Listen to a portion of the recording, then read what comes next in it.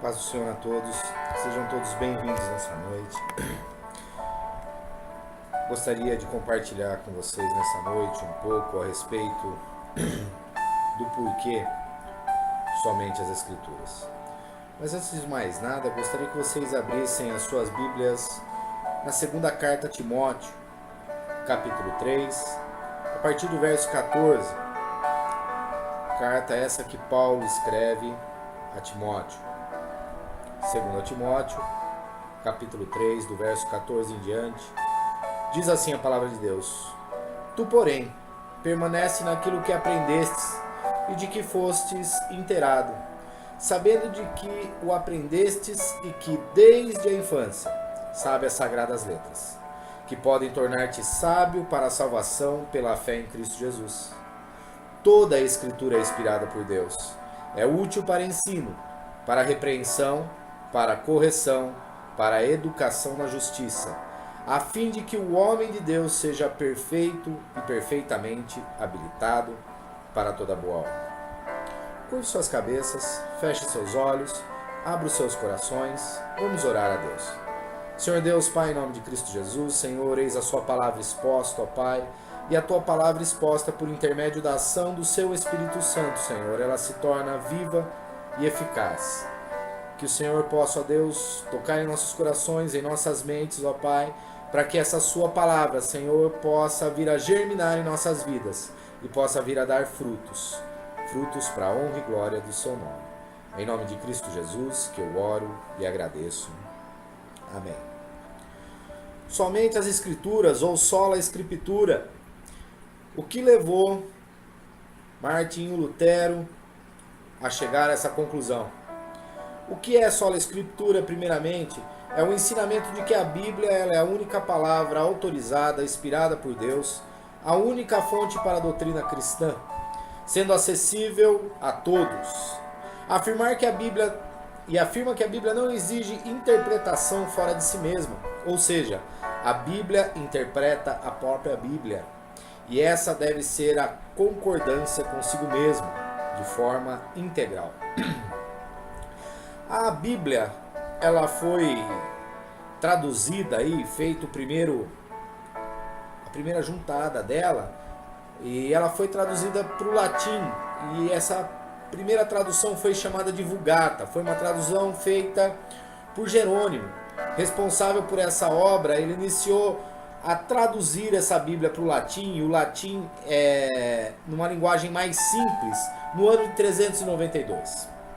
Interessante que quando Jerônimo faz essa tradução, ele resolve chamar ela de Vulgata, que no latim significa popular ou linguagem vulgar. A linguagem do povo. A Bíblia ela foi traduzida do hebraico, do grego e do aramaico, agora para uma linguagem acessível às pessoas. Isso por volta mais ou menos de 392 a 398. O que Jerônimo não imaginava é que 800 anos depois ela seria retirada das mãos comuns para ser somente interpretada e lida pelos clérigos, ou seja, as autoridades religiosas, os padres, os frades, os bispos e os papas. O motivo do porquê só as Escrituras, o que levou a gente a ter aí a Reforma Protestante, vamos entender o cerne da Reforma Protestante, o que levou ao acontecimento da Reforma Protestante foi o fato da Igreja Católica retirar a palavra de Deus da mão do povo. E quando isso se iniciou? Isso se iniciou no ano de 1215. Começou essa história por intermédio do Papa Inocêncio III, que começou a retirar as suas versões conhecidas como vernáculas, ou seja, as versões que eram escritas nas línguas populares, para que isso aí deixasse de ficar na mão das pessoas comuns. Ou seja, aquela pessoa que antes podia ler, ter acesso à palavra de Deus, falar a respeito dela, agora ela já não tinha mais essa liberdade. Em 1215, Papa Inocêncio ele escreve o seguinte em uma das suas bulas: quem deve ser preso para interrogatório e julgamento? Quem estiver envolvido na tradução dos volumes sacros, ou quem mantenha reuniões secretas, ou que pregue sem autorização dos superiores, contra quem o processo deve ser iniciado sem qualquer permissão de apelo. Ou seja, Papa Inocêncio, além de retirar a Bíblia da mão das pessoas, ele começa a proibir que pessoas tidas por ele como leigas, aqueles que não eram ligados à ordem sacerdotal, aqueles que não faziam parte da estrutura da Igreja Católica, e essas pessoas deviam ser aí processadas. Vamos ter, mas esse processo aí não era um processo jurídico como que a gente tem hoje. Esse processo era identificar esse cidadão e muito provavelmente dar um fim nesse cidadão, e essa pessoa não tinha permissão nem para apelar nada. Inocêncio declarou nessa mesma época que, como pela lei antiga o animal que tocasse o monte santo era apedrejado até a morte, assim o simples e iletrado homem não era autorizado a tocar na Bíblia ou fazer qualquer ato de pregação das suas doutrinas. Baseado aí lá em Hebreus 12:20, ele faz essa declaração.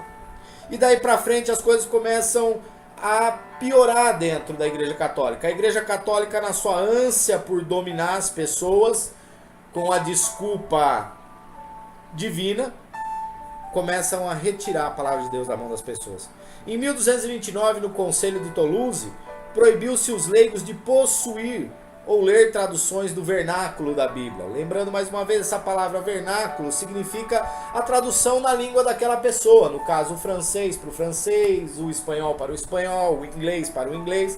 Essas traduções aí, às vezes feitas somente de alguns livros, às vezes feitas do montante completo da Bíblia, eram chamadas de vernáculo e elas foram proibidas, tá? Esse concílio ordenou que os bispos deveriam nomear aí, né, em cada paróquia que havia no lugar, eles deviam nomear um sacerdote, ou seja, um padre, 2 ou 3 leigos para vasculhar as casas, tá? Para fazer buscas rigorosas das pessoas que eles chamavam de hereges, tá? E os seus cúmplices, para retirar aí essas pessoas aí que faziam encontros, muitas vezes escondidos aí, para tirar essas pessoas de circulação. Eles também buscavam por bíblias ilegais. Qual eram as bíblias ilegais? Toda a tradução que não fosse aí a tradução em latim da Bíblia, tá? Nessa época a Igreja Católica instituiu que a tradução válida da Bíblia, da Palavra de Deus, era a tradução em latim, ou seja, a Vulgata, que foi retirada agora da mão do povo, a Vulgata era o que valia. No Concílio de Tarroga, no ano de 1234, ordenou que todas as versões do vernáculo deveriam ser trazidas ao bispo para serem queimadas. Agora, mais do que proibir as pessoas de terem acesso à palavra de Deus, mais do que proibir as pessoas de terem o contato com a palavra de Deus, eles estavam destruindo agora a palavra de Deus. Eles reuniam essas bíblias e faziam enormes fogueiras ali onde eles queimavam todas essas bíblias. A coisa começa a ficar realmente negra, talvez um dos piores momentos para a história dos que ainda eram cristãos e não eram ligados à Igreja Católica, aqueles que queriam ter o acesso à palavra de Deus, aqueles que criam que a palavra de Deus era acima da Igreja Católica. Então agora no ano de 1483, o infame inquisidor Tomás de Torquemada, ele iniciou um reinado de verdadeiro terror como chefe da Inquisição espanhola. A Espanha foi um dos lugares, talvez, onde a Inquisição foi mais profunda, onde acho que mais se morreu gente, tá? Onde foi proibido, sob severas penalidades, traduzir-se as escrituras sagradas para o dialeto popular ou de usá-las quando traduzidas em outro idioma. Por mais 3 séculos à frente aí, a Bíblia na linguagem comum foi um livro proibido. Na Espanha, milhares de cópias foram queimadas nas fogueiras, junto com aqueles que as possuíam. Poderia citar aqui mais dezenas e dezenas aí de fatos, bulas que foram lançadas por papas e alguns concílios que foram feitos para tirar a Bíblia da mão do povo. Mas Lutero, inspirado pelo versículo bíblico que diz: o justo se salvará pela fé, que se encontra lá em Romanos 1,17, ele inicia a escrita das famosas 95 teses que foram contra as práticas do membro do clero. Ou seja, agora os clérigos, aqueles que tinham somente eles acesso à Bíblia, Lutero vai dizer que não, que todos deveriam ter acesso à Bíblia. E entre essas teses, a mais importante que se destacou, e o cerne do motivo de ter acontecido essa reforma protestante principalmente, foi o fato de que a palavra de Deus, de que a fé cristã é o único caminho para a salvação, e a Bíblia é a única fonte para a nossa fé. Essas ideias foram lançadas contra a postura da igreja e em 1520 a igreja excomungou Lutero pelos seus ideais reformistas. Mas o foco nessa noite, o foco da minha palavra para vocês nessa noite é: eu posso confiar na Bíblia? Ou aliás, por que você pode confiar nas Sagradas Escrituras? Por que somente a palavra de Deus, em concordância com o que Lutero fez de sola Escritura? E eu quero usar como base para isso o texto que nós lemos lá de 2 Timóteo, mais especificamente 2 Timóteo, capítulo 3, mais especificamente o verso 16.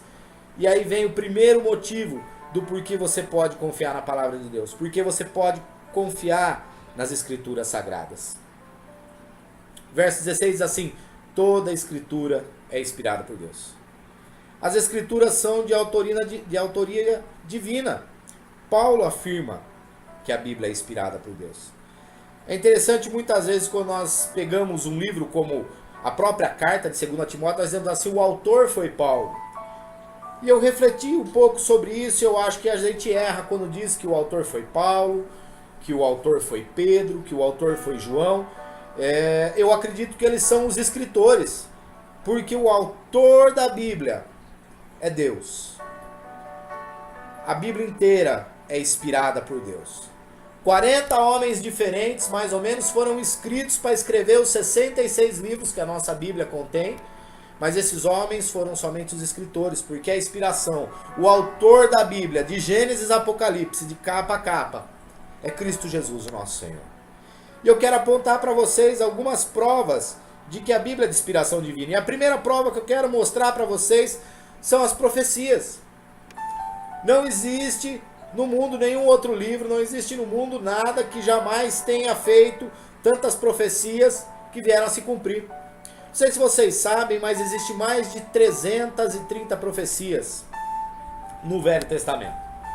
Profecias impressionantes, exatas, extremamente precisas em seus cumprimentos. Mas dessas 330 a gente pode dizer que mais de 70, talvez 80% dessas profecias já tenham se cumprido. E a maioria delas se cumpriram literalmente na pessoa histórica do nosso Senhor Jesus Cristo. Entre elas a gente pode citar, e eu vou citar aqui algumas das mais importantes, e eu quero que você tenha em mente, aí você que gosta de anotar, anote, mas se você não quiser perder tempo anotando, seria interessante que vocês prestassem muito atenção no que vai ser dito. Eu garanto para vocês que amanhã cedo já vai estar disponível aí com a Dilma na secretaria esse esboço, o esboço completo dessa pregação. Você pode solicitar para ela, eu vou pedir para que ela encaminhe para os e-mails que já são cadastrados aí. E você vai ter acesso a todo esse conteúdo aí para você acompanhar depois direitinho. Então, uma das primeiras profecias referentes ao nosso Senhor Jesus é a respeito do seu nascimento. E aliás a gente tem 3 profecias que falam a respeito do seu nascimento. A primeira é da onde ele nasceria. E a palavra de Deus diz assim: ó tu, Belém Efratá, pequena demais para figurar como grupo de milhares de Judá. De ti me sairá o que há de reinar em Israel, e cujas origens são desde os tempos antigos, desde os dias da eternidade. Lá em Miqueias 5:2 já falava. Por meio de quem? Lá em Isaías 7,14 diz: portanto, o Senhor mesmo vos dará um sinal, e eis que a virgem conceberá e dará à luz a um filho, e lhe chamarás Emanuel. A palavra de Deus também disse como e quem. Lá em Isaías 9,6 diz: porque um menino nos nasceu, um filho se nos deu, o governo está sobre seus ombros, e o seu nome será Maravilhoso, Conselheiro, Deus Forte, Pai da Eternidade, Príncipe da Paz. Profecias essas que têm o seu cumprimento. O cumprimento da profecia é uma das provas mais fortes que a Bíblia é inspirada por Deus. E Jesus Cristo é o Filho de Deus. O Novo Testamento cita e aplica mais textos do livro de Isaías do que qualquer outro profeta do Antigo Testamento. Tanto que Isaías é tido como profeta messiânico, por causa de muitas profecias dele que se cumpriram especificamente em Cristo. Só que tem um detalhe: ele escreveu todas essas profecias do Senhor Jesus há 700 anos antes do nascimento de Cristo, né? Agora eu vou citar aqui algumas profecias ditas por Isaías e quando aconteceu o seu cumprimento. para que a gente tenha certeza de que a Bíblia é inspirada por Deus, porque é impossível alguém predizer algo 700 anos antes e aquilo vinha acontecer 700 anos depois com tamanha exatidão, com tamanha perfeição, se não fosse o próprio Deus na sua onisciência e na sua onipotência, mandando o escritor Isaías escrever o que havia de acontecer. Em Isaías 7,14 a palavra de Deus diz assim: a virgem conceberá e dará à luz a um filho e lhe chamarás Emanuel. O cumprimento dessa profecia se encontra lá em Mateus 1, 18 e 23. Em Isaías 8,14 o profeta Isaías diz: e ele será pedra de tropeço e rocha de ofensa. E o cumprimento dessa palavra está em Romanos 9, 31 e 33. Isaías também predisse no capítulo 28, verso 16: eis que eu assentei em Sião uma pedra, pedra já aprovada, pedra preciosa, angular, solidamente assentada. E o cumprimento disso acontece em 1 Pedro 2, versos 6 e 8, e 1 Coríntios, capítulo 3, versículo de número 11. Em Isaías 22, 22, ele prediz: porei sobre o seu ombro a chave da casa de Davi. E o cumprimento acontece em Apocalipse 3, 7 e Lucas 1, 31 e 33. Isaías 35, versículos 5 e 6 diz: se abrirão os olhos do cego. E o cumprimento acontece em Mateus 11, 5. Em Isaías 53, versículos de número 5 e 6 diz: pelas suas pisaduras fomos sarados. E glória a Deus, porque fomos sarados. Em 1 Pedro 2, versículos de número 24 e 25, isso começa a se realizar, e se realiza até hoje, porque por intermédio das pisaduras de Cristo Jesus, eu e você, nós fomos sarados. Nós fazemos parte da realização da profecia de Isaías. Isaías 53, 5, 6, 53, 9 diz: designaram-lhe a sepultura com os perversos, mas com os ricos esteve em sua morte. E o cumprimento está lá em Mateus 27, 57 e 60. Alguns às vezes dizem assim: mas esse homem chamado Jesus, aqueles que não reconhecem o Senhor Jesus como Filho de Deus, aqueles que acreditam que a palavra de Deus é algo forjado, dizem assim: mas esse homem Jesus, ele leu o livro de Isaías e ele começou a fazer as coisas acontecer. E eu pergunto: como dá para se prover um nascimento de uma virgem? Como dá para fazer a própria morte acontecer num primeiro momento entre os transgressores? Como Jesus poderia prever que José de Arimateia e Nicodemos iriam interceder a Pôncio Pilatos pelo seu corpo e que eles fariam, bem dizer, o sepultamento às pressas do Senhor Jesus? As profecias se cumprem e por isso a palavra de Deus é inspirada. Em Isaías 25, 8 diz assim: tragará a morte para sempre. E o cumprimento dessa profecia está em Lucas 24 e em 1 Coríntios capítulo 15, verso 54. Agora, talvez você diga: mas essas profecias, quem sabe ao certo? Mas eu vou dizer uma coisa para vocês: a palavra de Deus, ela é viva e verdadeira. Somente as escrituras têm poder. E o poder continua acontecendo, porque uma das profecias mais atuais que nós temos é a profecia sobre o Estado de Israel, sobre o retorno da nação da noite para o dia. Não sei se vocês sabem, mas no ano de 70, depois do nosso Senhor Jesus Cristo, Israel foi totalmente desolada, Israel foi totalmente acabada, por causa da insurgência que o povo judeu tentou contra Roma. Roma destruiu e o povo judeu foi espalhado. Só que lá atrás, em Ezequiel, o profeta Ezequiel, capítulo 11, verso 17, ele disse assim: assim diz o Senhor Deus: hei de juntá-los do meio dos povos, e os recolherei das terras para onde foram lançados, e lhe darei uma terra em Israel. Ezequiel 36, 24 diz assim: tornar-vos-eis de entre as nações, e vos congregarei de todos os países, e vos trarei para a vossa terra. Em Ezequiel 37, 21, de novo ele diz: disse-lhe, pois, assim diz o Senhor Deus: eis que eu tornarei os filhos de Israel de entre as nações, para onde eles foram, e os congregarei de todas as partes, e os levarei para a sua própria terra. E a mais importante, a mais maravilhosa é do profeta Isaías, no capítulo 66, versículo de número 8, onde ele diz assim: quem jamais ouviu tal coisa? Quem viu coisa semelhante? Pode acaso nascer numa terra um só dia? Ou nasce uma nação de uma só vez? pois Sião, antes que lhe viesse as dores, deu à luz aos seus filhos. No dia 14 de maio de 1948, nasceu o Estado de Israel, cumprindo a profecia feita por Isaías há mais de 2.600 anos antes. O povo de Israel, que estava espalhado por toda a face da terra, se junta de novo. E em um só dia, Deus levanta uma nação. A palavra de Deus é algo tremendo. Somente as escrituras de Deus têm poder para fazer essas coisas. Mas talvez você ainda esteja incrédulo. Talvez você não acredite em profecias. Então eu vou trazer para você algumas provas formais, literais, a respeito da forma como a Bíblia é composta. A Bíblia é composta de uma forma que humanamente seria impossível fazê-la. A Bíblia, não sei se você sabe, ela tem 66 livros ao todo, entre Velho e Novo Testamento. Ela foi escrita por mais de 40 pessoas, usadas por Deus, em um período de 1.600 anos. 1.600 anos de diferença, do primeiro ao último livro. Nesses 66 livros, não existe discordância, não existe um erro sequer, ou algo que contradiga um livro ao outro. Não tem capacidade humana para se fazer uma obra dessa.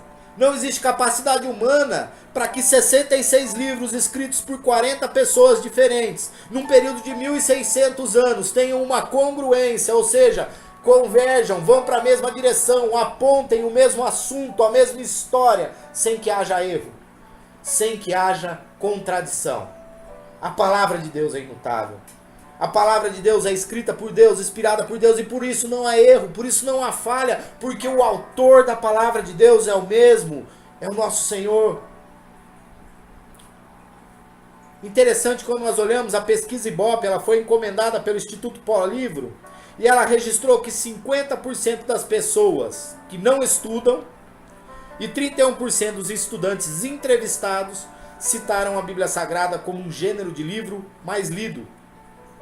Ou seja, 81% das pessoas que não têm estudo ou que não estão estudando e dos que estudam já leram a palavra de Deus e citam ela como um gênero literal. Não sei se você sabia, mas até hoje a Bíblia é a campeã de vendas. Mais de 6 bilhões de exemplares da Bíblia foram vendidos em todo o mundo. Há cerca de 50 anos, a Bíblia se tornou o livro mais vendido no mundo. E desde então permanece no primeiro lugar do ranking.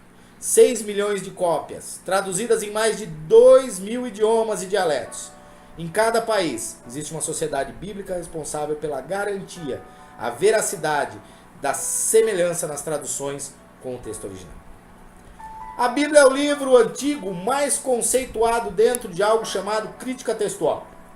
E eu vou dizer uma coisa para vocês, a crítica textual, no meu ponto de vista, quando eu vou discutir com um incrédulo que não crê em profecias, ou quando eu vou discutir com uma pessoa que quer saber da autenticidade da Bíblia, a crítica textual é o que mais me ajuda a conversar com um cientista ou com uma pessoa acadêmica.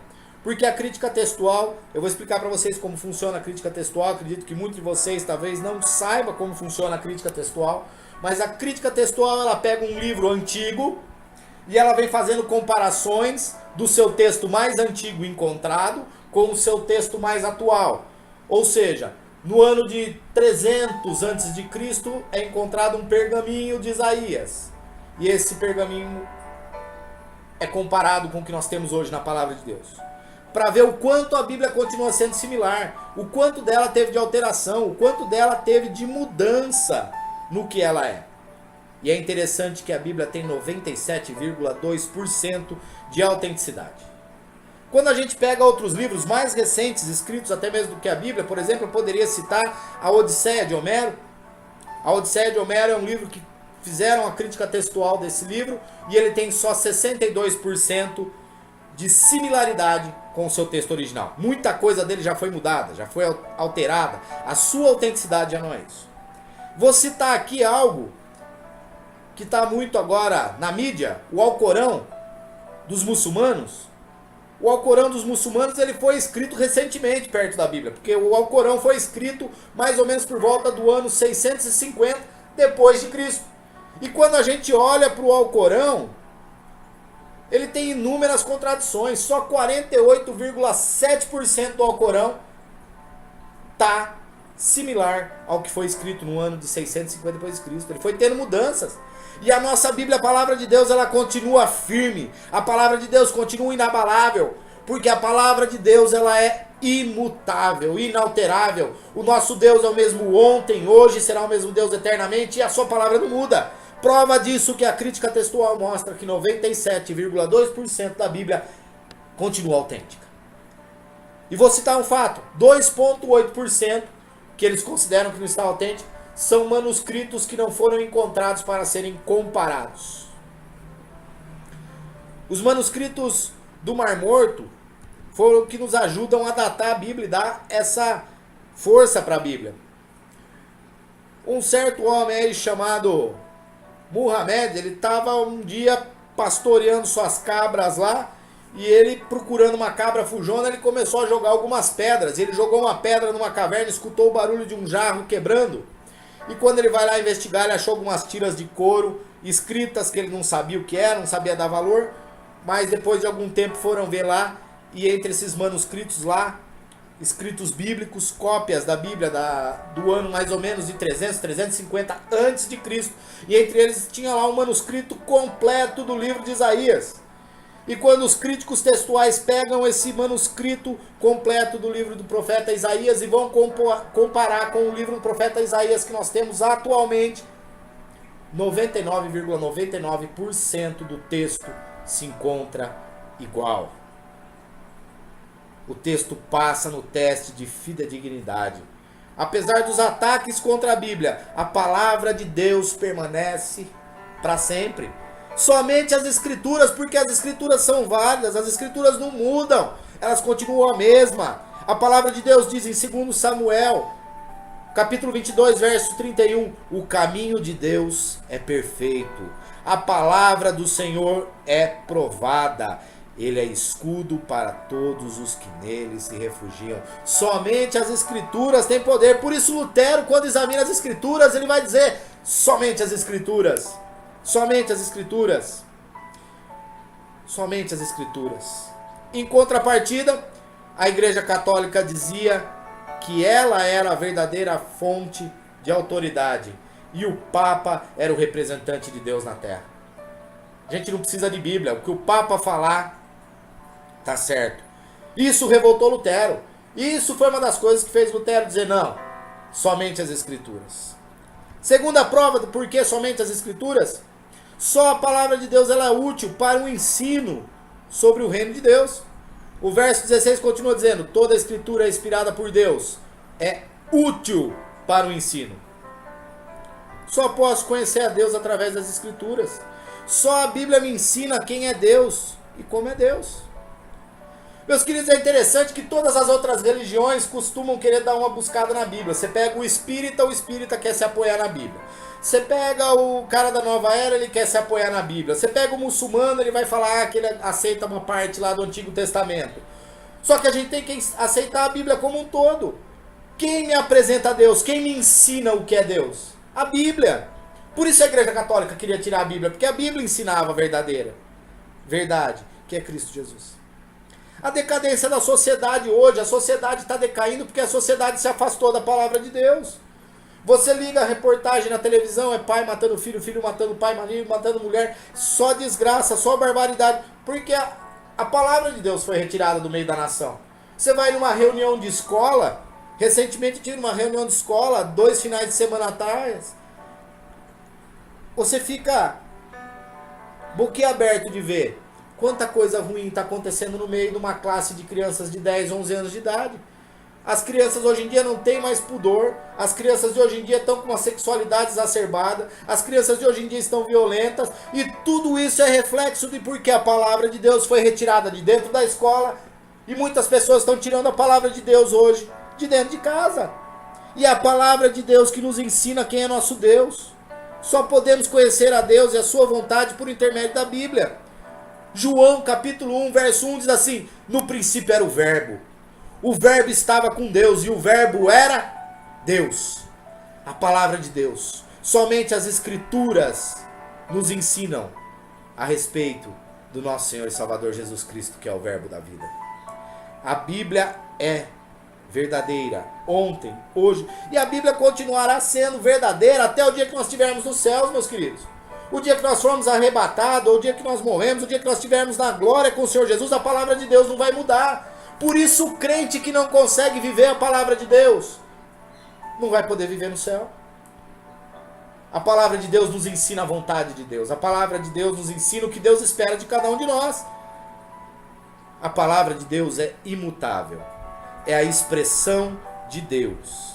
Os ensinamentos da Bíblia são capazes de transformar a vida das pessoas. No convívio geral, no dia a dia. Quanto mais a pessoa vive a palavra de Deus, e eu quero que vocês se atentem para isso. Não adianta eu conhecer, eu tenho que viver. Não adianta você ler sua Bíblia, fechar a sua Bíblia, colocar ela sobre sua estante, colocar ela sobre um lugar na sua casa, porque o que vai promover vida é você viver a palavra de Deus, é eu aprender e pôr aquilo em prática. E quando eu aprendo e ponho aquilo em prática, ela muda o meu convívio geral no dia a dia, porque eu aprendo a amar meu próximo, eu aprendo a respeitar meu próximo. Ela muda os relacionamentos conjugais. Quanto crente vive brigando com a esposa, quanta esposa vive brigando com o marido, porque só lê a Bíblia, não vive a Bíblia. Porque quando você começar a viver a Bíblia, quando você entender que a Bíblia está te ensinando uma forma, um jeito de viver, seus relacionamentos conjugais vão mudar, seus relacionamentos com pais e filhos, filhos para com pais. A palavra de Deus é fonte de ensino para termos uma vida santa e irrepreensível. Quantos crentes têm falhado na fé? Porque, primeiro, hoje em dia, muitos não leem a palavra de Deus. Muitos não ligam para a Bíblia. Tem 4, 5, 6 Bíblias nas suas casas e muitas vezes passam a semana inteira sem ter tempo para ler a Bíblia. Tem tempo para ver novela, tem tempo para jogar videogame, tem tempo para ir para o futebol, tem tempo para ir para academia, tem tempo para tudo, menos para tirar um tempo para aprender da palavra de Deus. Se for para abrir a palavra de Deus somente para ler, não perca tempo. Abra a palavra de Deus para aprender. Tudo nessa vida é aprendido. E quando eu abro a palavra de Deus, eu leio a palavra de Deus e ponho aquilo em prática, a minha vida é transformada. A minha casa é transformada. Tudo próximo de mim é transformado. Porque a palavra de Deus é viva e eficaz. A Bíblia é a melhor fonte de ajuda em todos os momentos. Quantos crentes, filhos de crentes, estão tendo que ir para psicólogo, estão tendo que ir para psiquiatra, estão tendo que passar agora pelos tais dos coachings que têm aparecido. Se as pessoas lessem a palavra de Deus e pusessem em prática, vivessem aquilo, os consultórios psiquiátricos estariam vazios. Os coachings estariam passando fome. Mas a gente não vive a palavra de Deus, a gente não lê a palavra de Deus. E é justamente o que a Igreja Católica queria. A Igreja Católica dizia que a fonte do ensino sobre Deus era a Igreja Católica. Só os mais abastados tinham condição financeira e podiam conhecer a Deus. Os pobres, os plebeus, as pessoas simples não tinham conhecimento de Deus. Ficavam na ignorância. A igreja era a imagem de Deus, não só a palavra. E é muito interessante que diz que um catequizador chegou para um índio, aqui já no Brasil, e quando estava catequizando o índio perguntou para aquele catequizador: se eu aceitar esse tal Cristo que você fala, eu vou ser igual a vocês? E aquele catequizador disse: sim, você vai ser igual a nós. Ele falou: então eu prefiro morrer, porque vocês são muito ruins. A igreja não é a imagem de Cristo, pelo menos a igreja católica não. Mas a palavra de Deus, essa sim, é a imagem e semelhança perfeita de Deus. E quando eu vivo a palavra de Deus, aí sim, eu me torno imagem e semelhança de Cristo. Só a Bíblia tem autoridade verdadeira para repreender. A palavra de Deus continua dizendo assim, no verso 16: toda a escritura é inspirada por Deus, útil para o ensino e para a repreensão. Qual base melhor do que as escrituras sagradas para serem usadas em repreensão? E vamos entender, a repreensão que eu estou dizendo aqui é a advertência, quando você adverte alguém do erro. Hoje em dia, quando um pastor chama um membro da igreja para repreendê-lo, a pessoa vira a cara com o pastor, começa a falar mal do pastor, começa a falar mal do líder, mal do irmão. Mas vamos entender, quando a gente repreende alguém, a gente quer que a pessoa mude aquele caminho de morte para o caminho de vida. E a Bíblia é a melhor fonte para ser usada na hora de repreendermos alguém, pois a Bíblia nos mostra quais são os erros cometidos e qual é o caminho a ser seguido. Somente na palavra de Deus nós encontramos exemplos de pessoas que foram repreendidas e através dessa repreensão corrigir seus atos. Lá em 2 Samuel, capítulo 12 mais ou menos, Davi vai ser repreendido pelo profeta Natã. E ele vai ser repreendido pelo profeta Natã porque ele um belo dia olhou pela janela, ele viu uma morena exuberante tomando um banho e ele se acendeu por aquela morena e ele manda o seu soldado buscar aquela mulher. Mas aquela mulher era casada. Davi comete adultério. O profeta Natã chega para Davi e diz assim: Davi, eu tenho uma coisa para te contar. Tinha um homem rico, um homem pobre. O homem rico tinha um monte de rebanho e o homem pobre tinha só uma ovelhinha. E o homem rico recebeu uma pessoa, não quis pegar nenhuma ovelhinha do seu rebanho, mandou pegar a ovelhinha daquele pobre, matar a ovelhinha daquele homem, para dar para aquele viajante. A ira de Davi se acende e fala assim: esse homem tem que morrer. E Natã mete o dedo na ferida de Davi e diz assim: esse homem é você. E eu quero lembrar vocês, Davi era rei, e só a Bíblia tem autoridade para corrigir até os maiores. Porque a palavra de Deus é verdadeira. E a correção que vem da palavra de Deus não pode ser desprezada. Não pode ser refutada. Toda a repreensão da palavra de Deus ela é útil.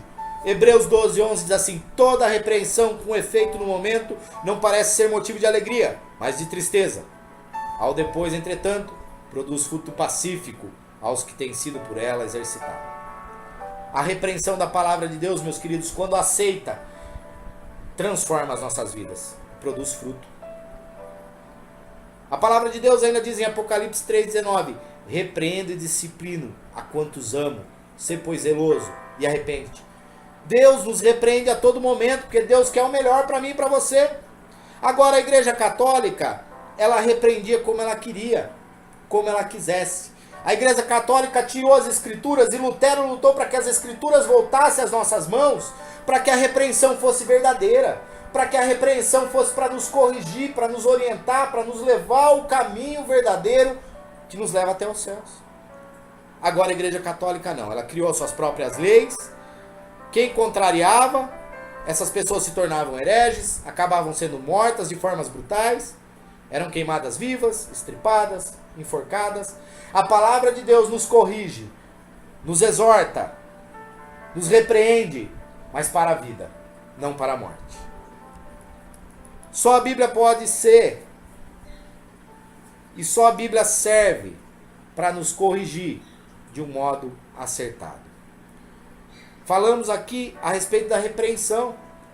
A repreensão é o ato de corrigir alguém, mas o modelo para correção é a palavra de Deus.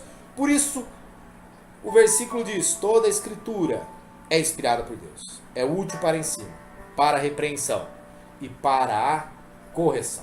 O ajuste, todo mundo precisa ser corrigido, eu preciso ser corrigido, vocês precisam ser corrigidos, e no nosso caminhar na fé, até que nós venhamos a morrer, ou o Senhor Jesus volte e nos busque, nós vamos ter que ser corrigidos. A rota, o caminho do crente, a correção verdadeira, né? Quando eu quero ir hoje para algum lugar, eu tenho bússola, eu tenho GPS, eu tenho equipamentos aí de alta tecnologia que vão me levar com certeza aquelas coordenadas que eu preciso chegar. Mas o que me leva até o céu, o que corrige o meu caminho, o que mostra para onde eu devo andar, é a palavra de Deus. Somente as Escrituras servem para isso. A Bíblia, além de nos disciplinar, nos ensina a sermos cristãos, ou seja, a sermos imagem e semelhança de Deus. Paulo fala a respeito desse alvo lá em Filipenses 3,14, ele diz: prossigo para o alvo, para o prêmio da soberana vocação em Deus, em Cristo Jesus. Correção que leva a verdadeira transformação. Transformação essa que nos faz cada vez mais imagem e semelhança de Cristo. Correção dos nossos pecados. Só a Bíblia aponta e ensina o que é pecado e o que não é pecado. Só a Bíblia nos mostra que eu tenho uma doença dentro do meu ser chamado pecado.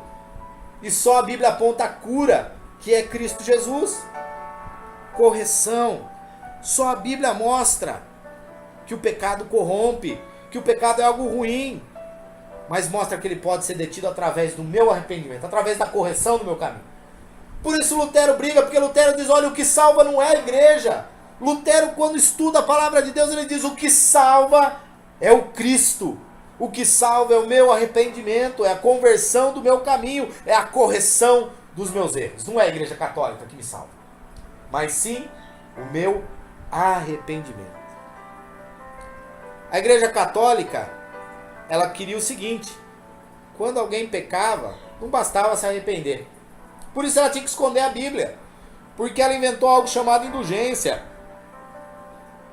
Então não bastava só o que diz Atos 3,19: arrependei-vos, pois, e convertei-vos, para ser cancelados os vossos pecados. Se eu me arrepender, se eu me converter, e vamos lembrar que conversão é quando eu mudo a minha direção, eu saí da direção do pecado e fui para a direção de Cristo, isso era o suficiente para aniquilar, para pagar os meus pecados. A Igreja Católica diz: não, pelo contrário, você precisa pagar um valor, você precisa de um sacrifício. E pasmem, hoje em dia tem muitas igrejas que estão voltando a isso, que o que paga o seu pecado é você colocar o seu dízimo, a sua oferta no gasofilácio. O seu dízimo é uma obrigação, você tem a obrigação, a palavra de Deus diz que você é obrigado a entregar o seu dízimo e a sua oferta, porque aquilo ali é algo que você está devolvendo para Deus. Quando você não dizima, você está roubando a Deus. As suas ofertas são a gratidão que você está devolvendo para Deus, mas isso não apaga os seus pecados. O que apaga os seus pecados é a sua conversão. Mas a Igreja Católica achou uma fonte garantida para ganhar dinheiro. Naquela época, para vocês terem uma ideia, eles usavam a seguinte frase, né? Que quando você pagava a indulgência, essa indulgência ela conseguia apagar pecados que nem o sangue de Jesus apagava. Vocês acreditam nisso? Vocês acreditam que tinha um cara que falava que assim que a moedinha batesse lá nos cofres da igreja, a sua alma saía do purgatório? O nome desse cara era Frade John Tetzel. Esse cara foi talvez um dos maiores hereges que a Igreja Católica botou para trabalhar para ele, e esse cara era tido como bom. Ele foi punido posteriormente por causa dos seus abusos. Eu já vou encerrar, irmãos. Eu quero dar para vocês o último motivo de por que a palavra de Deus, e só a palavra de Deus, deve ser usada. Verso 16 diz: toda a escritura é inspirada por Deus. Inspirada por Deus. Útil para o ensino, para a repreensão, para a correção e, por último, educação na justiça. Somente a palavra de Deus nos ensina a sermos justos, e não justos segundo o padrão do mundo, porque a justiça do mundo não é a justiça de Deus. Quando a gente olha para a palavra de Deus, ela nos mostra que a justiça de Deus é diferente da justiça do mundo. No mundo, se você tem dinheiro, se você tem um advogado bom, você se livra dos seus processos, mas você não se livra da justiça de Deus. Muitas coisas que o mundo condena, Deus perdoa. E só a palavra de Deus nos ensina essa verdadeira justiça. Mateus 5:6 diz: bem-aventurados que têm fome e sede de justiça, porque serão fartos. A gente vive num mundo de injustiças. A gente está vivendo num período agora onde o pessoal faz o que fez, como fez naquele museu lá, onde levaram crianças lá para ter contato com o homem nu e chamam aquilo de arte. E a justiça está querendo defender essas pessoas. Mas a justiça de Deus diz que esses homens são pecadores. A justiça do mundo está vindo contra os cristãos, porque a Veja disse que nós somos um povo inculto, nós somos um povo sem sabedoria, somos um povo sem cultura, que nós somos pessoas que estão tumultuando. Só que para Deus nós somos os justos, e nós somos aqueles que apontam a justiça de Deus. A palavra de Deus é expressa em nossa vida. A educação na justiça que nós temos é o que ainda mantém justiça no nosso meio. Na Igreja Católica não. Na Igreja Católica, o Papa e seus clérigos eram a justiça. Eles serviam de júri, juiz e executores. Não havia justiça, mas sim a ordem papal. Meus queridos, eu espero que depois de tudo isso que foi dito, de tudo isso que foi falado, pegue sua Bíblia na mão. Quero ver quem aqui está com uma Bíblia. Levanta sua Bíblia.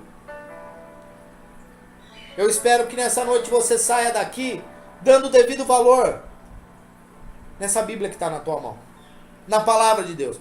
Muitas vezes a gente carrega isso, que alguns chamam disso, mas eu chamo da palavra de Deus. Muitas vezes a gente carrega a palavra de Deus como se fosse qualquer coisa. A gente joga, passa a semana inteira jogada de casa, depois a gente reclama que nada muda, que nada se transforma, que tudo continua do mesmo jeito. Eu espero que você saia daqui nessa noite com algo na sua consciência. Em suas mãos está algo pelo qual muitas pessoas morreram e lutaram. E talvez você não dê valor. Espero que nessa noite você saia daqui com seu coração voltado e ansioso por conhecer mais e mais do nosso Deus. Deus inspirou mais de 40 homens diferentes para escrever 66 livros da mais pura e verdadeira vontade de Deus para a vida de cada um de nós. Por conta de tudo isso, eu espero que você nessa noite saia daqui transformado e saia daqui crendo que a palavra de Deus, e somente a palavra de Deus, é o caminho para a vida eterna, é o caminho para a salvação, é o caminho para que nós possamos aprender, sermos aperfeiçoados e sermos transformados por intermédio de Cristo Jesus, que é o Verbo vivo, a expressão de Deus. Quero que você, nesse momento, curve sua cabeça onde você está. Quero orar encerrando. Aliás, eu quero orar encerrando por mim, mas eu quero que você ore aí no seu lugar, orando e agradecendo a Deus pelo que você está segurando nas suas mãos, que é a palavra de Deus. Eu espero que você faça um compromisso com o Senhor, de cada dia mais e mais, aprender da palavra de Deus que você está segurando em suas mãos. Senhor Deus, Pai, em nome de Cristo Jesus, ó Senhor, nós te damos graças, ó Deus, pela tua palavra, Senhor. Nós te damos graças, Deus, porque o Senhor levantou homens, mulheres e pessoas que lutaram, Senhor, para que nós pudéssemos ter em nossa mão a sua palavra verdadeira, a sua palavra capaz de transformar, de corrigir e de melhorar a todos nós. Senhor, obrigado, Pai, porque tua palavra diz em João 8,32 que nós conheceríamos a verdade e essa verdade nos libertaria. Senhor, nós te agradecemos por essa verdade que nós temos em nossas mãos e pedimos, ó Deus, que por intermédio dessa verdade, cada dia mais e mais, sejamos libertos, transformados e aperfeiçoados para chegarmos à imagem de Cristo Jesus, o nosso Senhor. Meus queridos, a paz do Senhor. Que Deus abençoe a todos. Agradeço muitíssimo aos pastores pela oportunidade que me foi dada de aqui estar com vocês, de poder pregar a palavra de Deus. Espero ter correspondido à tarefa que me foi dada pelos pastores. Agradeço ao pastor Márcio, pastor João, pastor Marcos pela oportunidade. Que Deus abençoe a todos. Fiquem todos na paz do Senhor.